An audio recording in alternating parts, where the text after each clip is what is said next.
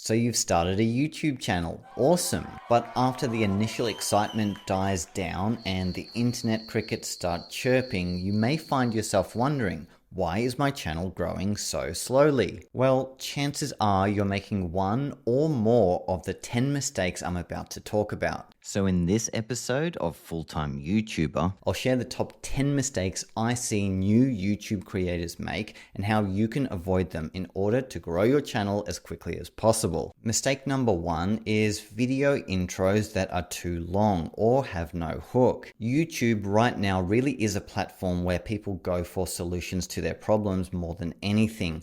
And when you're not able to present a solution or even start presenting a solution to your audience's problem within the first 30 seconds, they're simply going to click the back button and go on to the next video and find someone else who's going to get to the point faster. I really see this one all too often where I have a very specific problem I need solved, let's say with an editing software, and the person takes 1 to 2 minutes to introduce the video. And while that might be good for them in terms of creating longer form content that brings them more YouTube ad revenue, it's not good for the viewers of their content who have to wait and wait and wait, which is why it's super important to get straight to the point as quickly as possible. Forget about a long intro, keep it to 30 seconds maximum, and make sure you've at least started presenting the solution around the 30-second mark. The best use of the first 15 to 30 seconds of a video is with a great hook, where you specifically identify the problem of your audience and present the solution in the form of what you're about to show them. I can see that a lot of new creators fall into the trap of trying to become vloggers and start with a montage of their day, making their coffee, starting up their computer,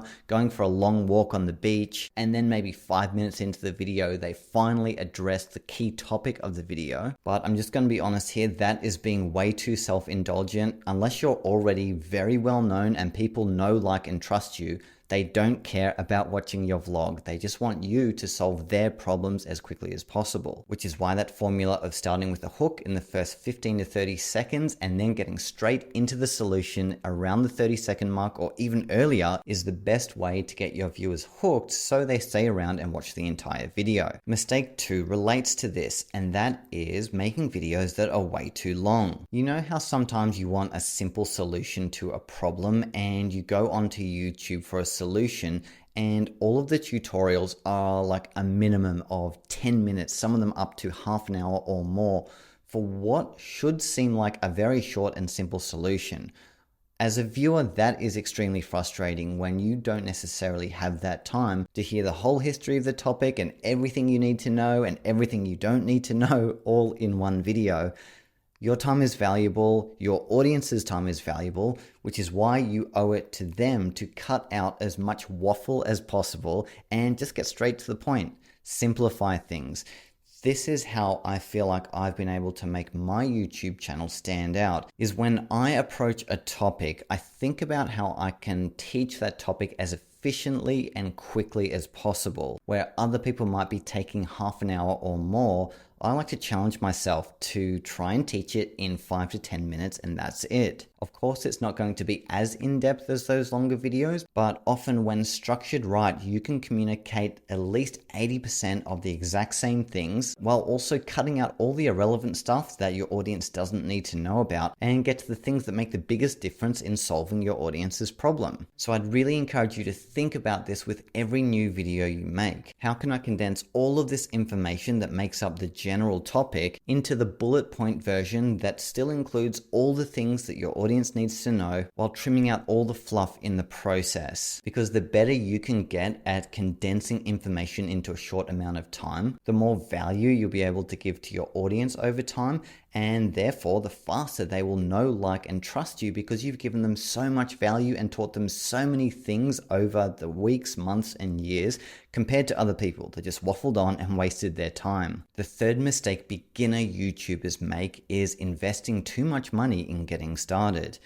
Maybe you've heard of this term, gas, aka gear acquisition syndrome. Many of us are guilty of this, including me. And what it refers to is buying every new bit of gear and gadget that comes out so you can improve your video quality, audio quality, or editing by an extra 5%. And often people use this as a reason not to get started because they don't have the perfect camera, the perfect sound setup, or maybe they haven't bought an expensive high-end editing software. And unfortunately, what this does is it means you've got way more skin in the game as a new creator. If this goes belly up, you've already invested quite a bit into even making your very first video. And I'm not trying to say that it's going to go belly up, but the fact that you've already invested your money into this without any kind of content or monetization to show for it yet means that you have invested way more than you are getting in return. And that can make having a YouTube channel unsustainable when you're doing all that investing and you're not getting anything in return, when really the bigger factors that will contribute to the growth of your channel aren't in the gear you use, but it's more to do with your niche and how much value you can bring your audience, how creative you can be with your videos. There are so many other factors that are more important than fancy production value. So my honest advice, if you are a brand new creator, is keep your financial investments to an absolute minimum. Don't go out buying a fancy camera or fancy audio equipment. Don't even pay for a video editor until you've made your first few videos so you can at least test the process and see what it's all about, whether you like it, whether you're getting any kind of traction at all. And as you do get traction, which you will with consistency, that's when you start investing small amounts over time to slowly improve your video production process until one day you're bringing in enough money to easily cover the cost of that gear and then some, at which point the investment equation switches from you doing all the investing to you getting all the returns from the minimal investments you've made. The next mistake beginners make is investing too much time into the production of every video. Now, the time it takes to make a video is one of those things where it's like, how long is a piece of string? It could either be really quick and you get a very basic result, or it can take a lot longer for a much better result. And many beginners get a little bit carried away with the long approach where they want to make it the most amazing production ever.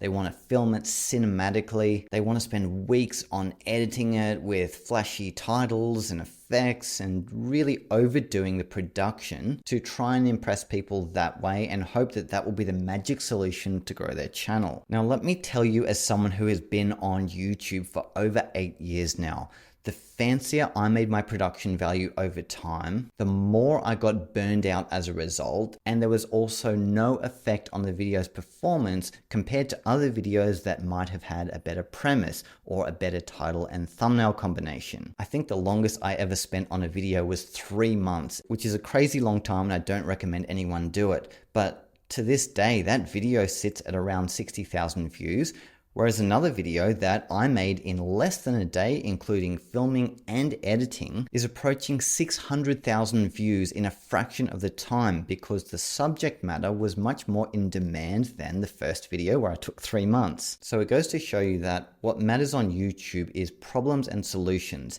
If your audience have a problem and you can solve it through your video, that's what will bring people to your videos way more than flashy production value. In fact, they won't even know about your flashy production value if they don't click through to your video to begin with. And they're not going to click through to your video unless you have a video on the right topic with the right title and thumbnail. Now, to solve this as a new creator, I'm going to suggest the following solution. Whenever you make your next video, tell yourself that you're not going to spend any more than 2 days making it. 1 day for planning and filming and 1 day for editing. That's it. If it doesn't work out, that's okay. You only spent 2 days on it, but I want you to do this as an experiment to see if you can make it work. Because if you can, this is going to make your YouTube production so much more sustainable over the long term and mean over the course of a year, you're able to produce 4 to 5 times more videos than if you were spending weeks to make a single video. Now, the fifth mistake relates to this, and that is over editing or under editing your videos. So as we've determined, 3 months is is extreme overkill, and I would never recommend anyone spending that long editing a video. But then on the flip side as well, it's possible to spend too little time editing your video, resulting in an amateur feeling end result. While it is important not to have perfectionistic standards, you do need to have some kind of standard for your videos, and this usually comes from a bit of editing. For me, on average, that means half a day to 2 days maximum, and in that time I can cut out all the boring bits, I can replace shots that aren't working, I can do color grading and add sound and music and a couple of engaging titles, and often that is enough to present a really professional looking YouTube video. So you'll just want to make sure your videos maintain a basic level of professionalism with the editing, which is why I'd recommend spending at least a few hours in the editing room polishing your video and making it look as professional as possible, while also not obsessing and trying to make every last millisecond of it perfect, which may take you weeks, months, or even years. The next mistake new YouTubers make is not paying any attention to the audio side of their video, resulting in extremely poor quality audio that turns viewers off immediately. I'm not kidding when I say this, but bad audio will kill your video, no matter how much time you spend on the filming or the editing of it. If your sound is distorted and it sounds really harsh to the ear, people can't tolerate it for longer than a few seconds and they're going to click away. It really is very off-putting. It's kind of like nails on a chalkboard, especially with the abundance of content there is online and the lengths people go to record professionally. This means that the poorly recorded audio really stands out. Unfortunately, audiences are used to hearing proper audio, so if your video doesn't have that, they're going to click away immediately. So I'd highly recommend spending at least an hour or two learning how to record audio properly, whether it's on your phone or even if you get the most basic microphone. As well as in editing, there are things you can do to fix bad audio. One that I've been using a lot lately is Adobe Podcast, which is actually a free app. Well, it's not an app, it's a software as a service. So if you go to podcast.adobe.com/enhance, you can upload up to a 30-minute audio clip and it will fix it and make it sound like studio quality. Well, maybe not like a really professional studio recording, but somewhat close. I'll say for sure that most audio will sound substantially better from going through that software, especially when you know you've messed up your audio already. I say this from experience. Every one of the 10 tips on this list are mistakes that I have made time and time again, including recording bad audio. Sometimes no matter how much preparation you do, maybe your microphone runs out of battery halfway through your shoot and you don't realize, or maybe you're tapping on your desk and the microphone is connected to the desk and it results in the audio distorting like crazy. I've had that happen too. Basically, every kind of audio problem that can happen, I've had it, which is why I know how important it is to fix this at all costs. Otherwise, people simply won't watch your video. The next mistake is the most impactful of the lot in terms of click-throughs.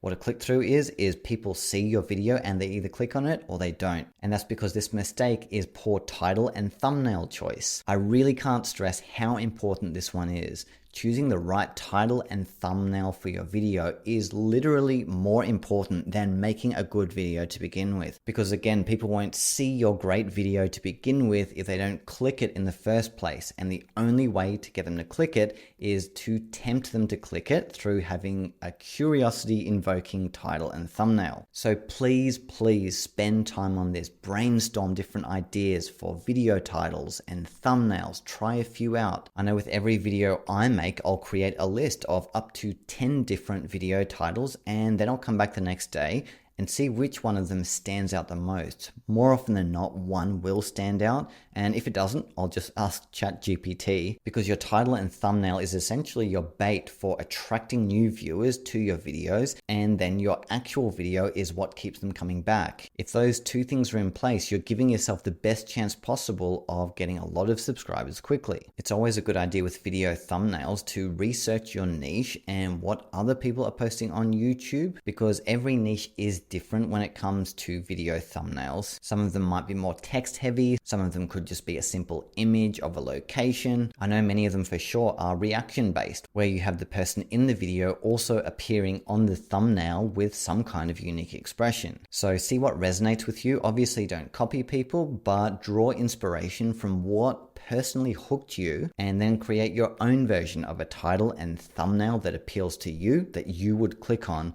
while also being accurate to the contents of your video. That's obviously really important as well. You don't want to be clickbaity. It has to be 100% accurate. So when people click through, they feel like you've delivered on the value you promised in the title and thumbnail. Mistake number 8 has to do with finding your niche on YouTube. While you may have an idea for what your niche is, and maybe you've made a couple of videos around that niche, often, if your videos aren't getting any traction at all, let's say you are hearing that sound of internet crickets with 0 views, or maybe, I don't know, up to 100 views or less, and no matter how many videos you post, you can't get past this really low number that you seem to be getting. Well, the mistake here is not testing the market with different subject matters. Often, if videos get low views, it's because there's low demand for that topic. And while you might be onto something with the general direction you're going in, every topic has subtopics and subtopics of those subtopics. And often people choose a sub niche of a niche, and it's a really quiet one where every single video on that super niche topic also isn't performing very well. Whereas what's really important in the early days of starting your YouTube channel is experimenting and trying different things, especially when it comes to your niche topic and the problems you might be solving. If people aren't resonating with one problem you're trying to solve, try a slightly different one. For example, just recently I posted a video about lighting, how to light YouTube videos, and unfortunately it performed terribly. Compared to every other video on my channel, it was probably the worst performing video I've posted in the last 5 years. So do you know what I did after that? Did I make another lighting video? No, I definitely did not. What I did from there was change the topic to something else that I suspected could get higher engagement, and for me right now,